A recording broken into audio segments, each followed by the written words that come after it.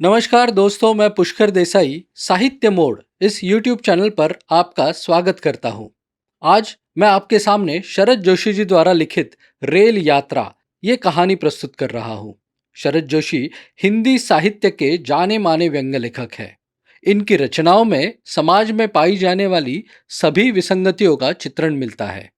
दोस्तों, आपको बता दूं कि 16 अप्रैल 1853 आज ही के दिन भारत में पहली बार रेल चली थी। ये कहानी सुनाने का इससे अच्छा कोई और दिन हो ही नहीं सकता। तो सुनते हैं शरद जोशी जी द्वारा लिखित रेल यात्रा। रेल विभाग के मंत्री कहते हैं, भारतीय रेलें तेजी से प्रगति कर रही है। ठीक कहते हैं। रेलें हमेशा प्रगति करती है।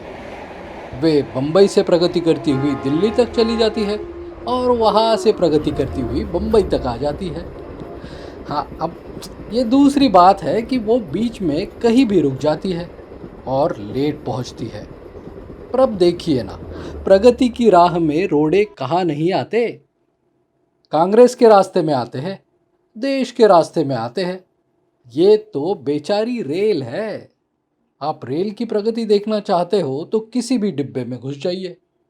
बिना गहराई में घुसे आप सच्चाई को महसूस नहीं कर सकते। हमारे यहाँ कहा जाता है, ईश्वर आपकी यात्रा सफल करे। आप पूछ सकते हैं कि इस छोटी सी रोजमर्रा की बात में ईश्वर को क्यों घसीटा जाता है। पर जरा सोचिए, रेल की यात्रा में ईश्वर के सिवा आपका है कौन। एक वही तो है जिसका नाम लेकर आप भीड़ में जगह बनाते हैं। भारतीय रेलों में तो ये है, आत्मा सो परमात्मा और परमात्मा सो आत्मा।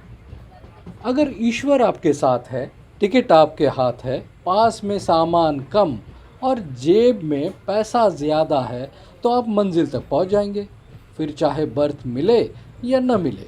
अरे, भारतीय रेलों का काम तो कर्म करना है, फल की चिंता वह नहीं करती।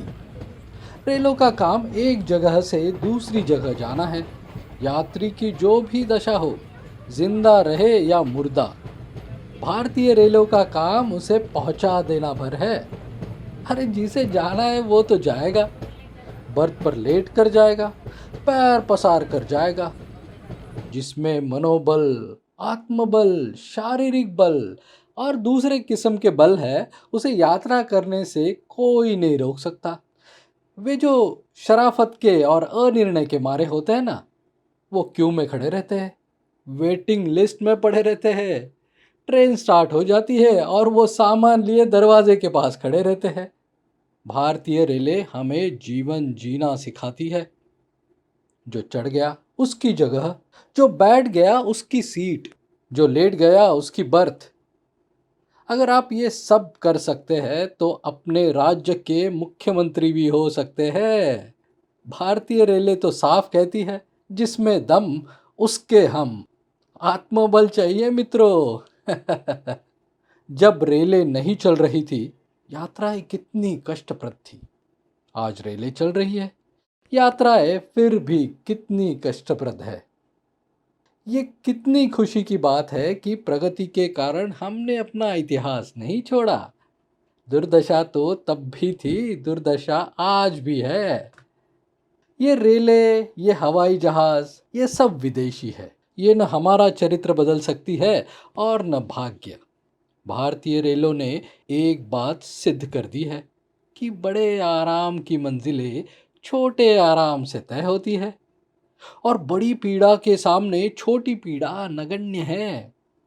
जैसे आप ससुराल जा रहे हैं, महीने भर पहले आरक्षण कर लिया है, घंटा भर पहले स्टेशन पहुंच गए हैं, बर्थ पर बिस्तर फैला दिया है और रेल उस दिशा में दौड़ने लगी है जिस दिशा में आपका ससुराल है।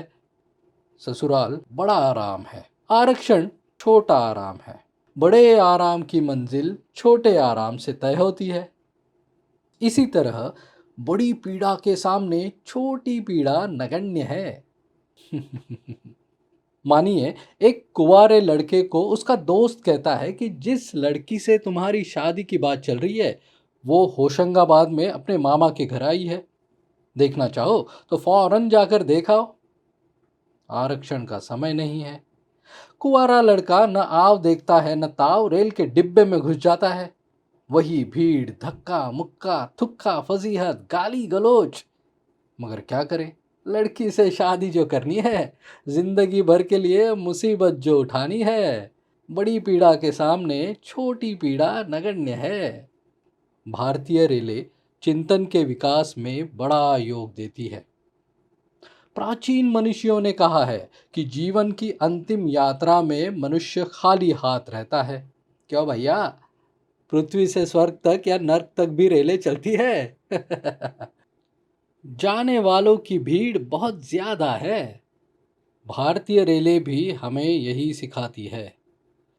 सामान रख दोगे तो बैठोगे कहाँ, बैठ जाओगे तो सामान कहाँ रखोगे, दोनों कर दोगे तो दूसरा कहाँ बैठेगा, वो बैठ गया तो तुम कहाँ खड़े रहोगे, खड़े हो गए तो सामान कहाँ रहेगा। इसलिए असली यात्रा वो जो खाली हाथ, टिकट का वजन उठाना भी जिसे कबूल नहीं। प्राचीन ऋषि मुनियों ने ये स्थिति मरने के बाद बताई है। भारतीय रेलें चाहती है वो जीते जी आ जाए।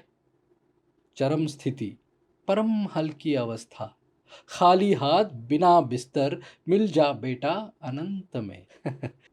टिकट क्या है, देह धरे को दंड है। मुंबई की लोकल ट्रेन में भीड़ से दबे कोने में सिमटे यात्री को जब अपनी देह तक भारी लगने लगती है, वो सोचता है कि ये शरीर न होता, केवल आत्मा होती तो कितने सुख से यात्रा करती। भारतीय रेलें हमें मृत्यु का दर्शन समझाती है और अक्सर पटरी से उतरकर उसकी महत्ता का भी अनुभव करा देती है। कोई नहीं कह सकता कि रेल में चढ़ने के बाद वो कहाँ उतरेगा, अस्पताल में या शमशान में। लोग रेलों की आलोचना करते हैं। अरे रेलें चल रही है और आप उसमें जीवित बैठे हैं, ये अपने आप में कम उपलब्धि नहीं है। रेल यात्रा करते हुए अक्सर विचारों में हम डूब जाते हैं। विचारों के अतिरिक्त वहां कुछ डूबने को होता भी नहीं। रेल कहीं भी खड़ी हो जाती है, खड़ी है तो बस खड़ी है, जैसे कोई औरत पिया के इंतजार में खड़ी हो। उधर प्लेटफॉर्म पर यात्री खड़े इसका इंतजार कर रहा है, ये जंगल में खड़ी पता नहीं किसका इंतजार कर रही है। खिड़की से चेहरा टिकाए हम सोचते रहते हैं। पास बैठा यात्री पूछता है, कहिए साहब, आपका क्या ख्याल है, इस कंट्री का कोई फ्यूचर है ये कि नहीं। पता नहीं, आप कहते हैं। अभी तो ये सोचिए कि इस ट्रेन का कोई फ्यूचर है कि नहीं। फिर एकाएक रेल को मूड आता है और वो चल पड़ती है। आप हिलते डुलते किसी सुंदर स्त्री का चेहरा देखते चल पड़ते हैं। फिर किसी स्टेशन पर वो सुंदरी भी उतर जाती है। एकाएक लगता है कि सारी रेल खाली हो गई। मन करता है हम भी उतर जाए, पर भारतीय रेलों में आदमी अपने टिकट से मजबूर होता है। जिसका जहाँ का टिकट होगा वो वही उतरेगा। उस सुंदर स्त्री का यहाँ का टिकट था, वो यहाँ उतर गई। हमारा आगे का टिकट है, हम वही उतरेंगे। भारतीय रेलें कहीं ना कहीं हमारे मन को छूती है। वो मनुष्य को मनुष्य के करीब लाती है। एक ऊँगता हुआ यात्री दूसरे ऊँगते हुए यात्री के कंधे पर टिकने लगता है। बताइए, ऐसी निकटता भारतीय रेलों के अतिरिक्त कहाँ देखने को मिलेगी। आधी रात को ऊपर वाली बर्थ पे लेटा यात्री नीचे की बर्थ पे लेटे यात्री से पूछता है, ये कौन सा स्टेशन है। तबीयत होती है, कहूँ अबे चुपचाप सो, क्यों डिस्टर्ब करता है। मगर नहीं, वो भारतीय रेल का यात्री है और भारत भूमि पर यात्रा कर रहा है। वो जानना चाहता है कि इस समय भारतीय रेल ने कहाँ तक प्रगति कर ली है। आधी रात के धुप अंधेरे में मैं भारत भूमि को पहचानने का प्रयत्न करता हूँ। पता नहीं किस अनजाने स्टेशन के अनचाहे सिग्नल पर भाग्य की रेल रुकी खड़ी है। ऊपर की बर्थ वाला अपने प्रश्न को दोहराता है, मैं अपनी खामोशी को दोहराता हूँ। भारतीय रेलें हमें सहिष्णु बनाती है, उत्तेजना के क्षणों में शांत रहना सिखाती है। मनुष्य की यही प्रगति है। भारतीय रेलें आगे बढ़ रही है, भारतीय मनुष्य आगे बढ़ रहा है। आपने भारतीय मनुष्य को भारतीय रेल के पीछे भागते देखा होगा, उसे पायदान से लटके डिब्बे की छत पर बैठे भारतीय रेलों के साथ प्रगति करते देखा होगा। कई बार मुझे लगता है कि भारतीय मनुष्य भारतीय रेलों से भी आगे है। आगे आगे मनुष्य बढ़ रहा है, पीछे पीछे रेल आ रही है। अगर इसी तरह रेल पीछे आती रही तो भारतीय मनुष्य के पास सिवाय बढ़ते रहने के कोई रास्ता नहीं रहेगा।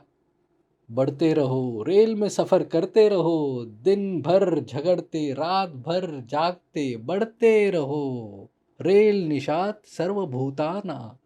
जो संयमी होते हैं वे रात भर जगते हैं। भारतीय रेलों की यही प्रगति है। जब तक एक्सीडेंट न हो, हमें जागते रहना है। धन्यवाद दोस्तों।